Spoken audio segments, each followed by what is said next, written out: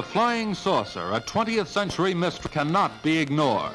The strange discs have been reported by sober Americans since 1947. Just what did these people see?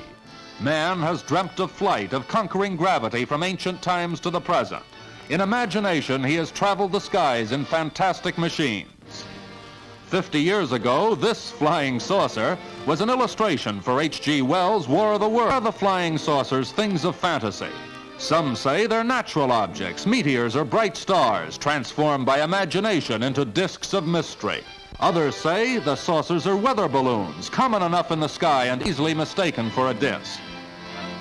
These theories were checked when the armed forces investigated the flying saucers. Admiral Calvin Bolster of the Navy's Bureau of Aeronautics gives his conclusion. These balloons might explain isolated cases of circular-shaped, unidentified objects flying at altitudes, extreme altitudes that have been reported. However, I do not feel that these balloons explain the majority of the so-called flying saucer sightings that have appeared in the press. People saw something not a balloon, not a meteor, not a hallucination. Reliable witnesses have sighted them over nearly every major city, along our air lanes, over secret research areas. In True magazine, Commander Robert McLaughlin, a Navy guided missiles expert, told of flying saucers detected by radar over White Sands, New Mexico. Scientists were tracking a rocket, suddenly detected a saucer at 56 miles altitude. Over 100 feet in diameter, the disk was traveling at 1,800 miles per hour, rapidly outranged their instruments. But there had been time for precise, accurate measurements. Says McLaughlin, that saucer could not have been made on Earth. Airline pilots with thousands of hours' experience have reported saucers coming within a few hundred feet of their planes, matching speed briefly, and then darting off at supersonic speed, leaving a glowing exhaust trail. Student pilot Arthur Weisberger reports on his experience. My name is Arthur Weisberger.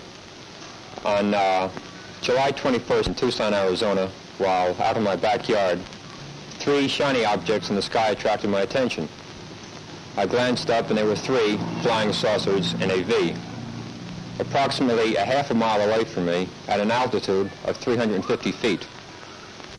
They appear to be hovering in midair with what I believe to be a spinning action. The saucers stayed still for approximately 40 seconds and then took off due north horizontally. From a dead stop, these saucers exceeded a rate of 500 miles an hour for approximately 5 seconds, still going horizontally due north towards the Santa Catalina Mountains. At the end of 5 seconds, they went at approximately 45 degrees straight, up. They exceeded 1,000 miles an hour until they vanished from sight. They appeared to be 50 feet in diameter with what appeared to be a dome on the top with, I can't be sure, but I believe I saw the sun glinting off of, windows or observation portholes of sort. What people saw is revealed clearly by this remarkable international news photo, the first ever taken of a flying saucer. It's one of 2 pictures made early this year by farmer Paul Trent of McMinnville, Oregon. Enlarged, the photo reveals clearly the familiar disc shape.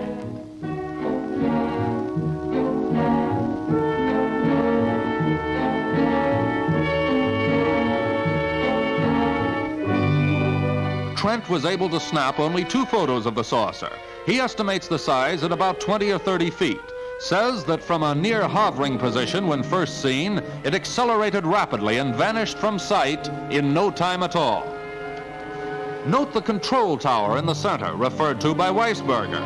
This enlargement shows it to be vertical compared with the saucer's angle of flight.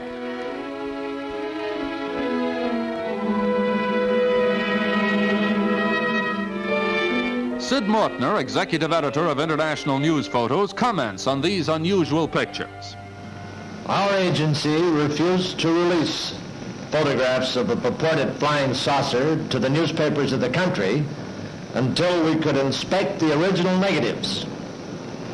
We now have the negatives in hand, and I can vouch for the fact that they have not been retouched or faked in any way, and that they are indeed actual photographs of a so-called flying saucer.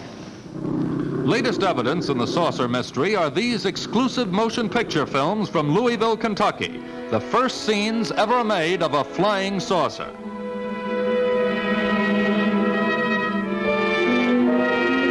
Note the white halo around the saucer, an effect reported by some observers. Slightly irregular in shape, the disc appears to be rotating and to possess a dancing motion against the background.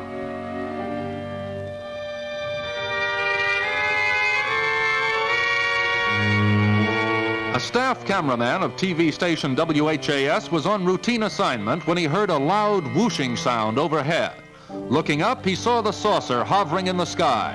After 2 minutes, the disc accelerated and vanished directly upwards. An investigation revealed no weather balloons aloft at the time.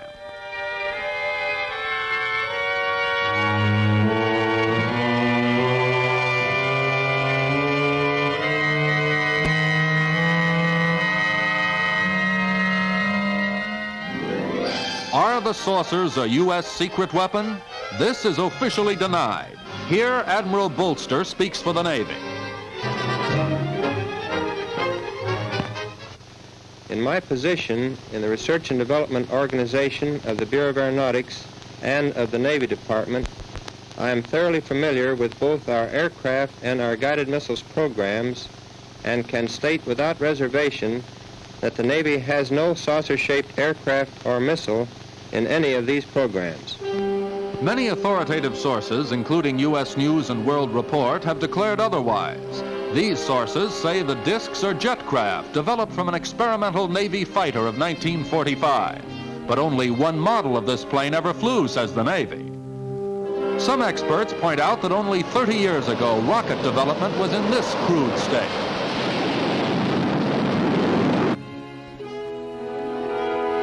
In 2 decades, German scientists developed these primitive rockets into the fearsome V-2.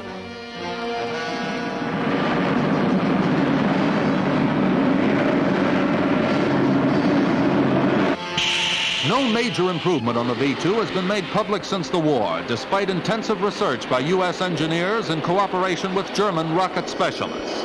Are the saucers the secret descendants of the V-2?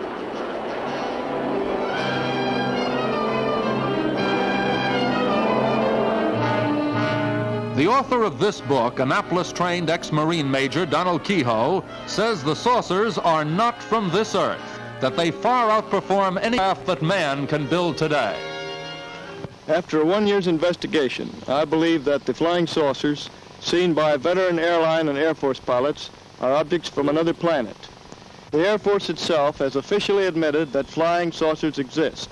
This statement appears in Project Saucer Case number 75. Not only that, the Air Force has officially analyzed the motives of possible visitors from space. Here is a direct quotation from the official report. Such a civilization might observe that on Earth we now have atomic bombs and are fast developing rockets. In the past history of mankind, they should be alarmed. We should therefore expect at this time above all to behold such visitations. Agreeing with Kehoe is Commander McLaughlin. From his observations, we the people constructed this model of a flying saucer as it might appear in interplanetary space.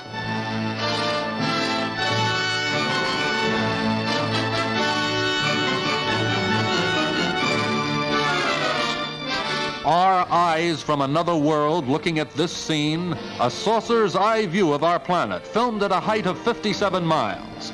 These scenes were made from a remote control Army rocket. But today, visitors from space may be studying us from similar heights.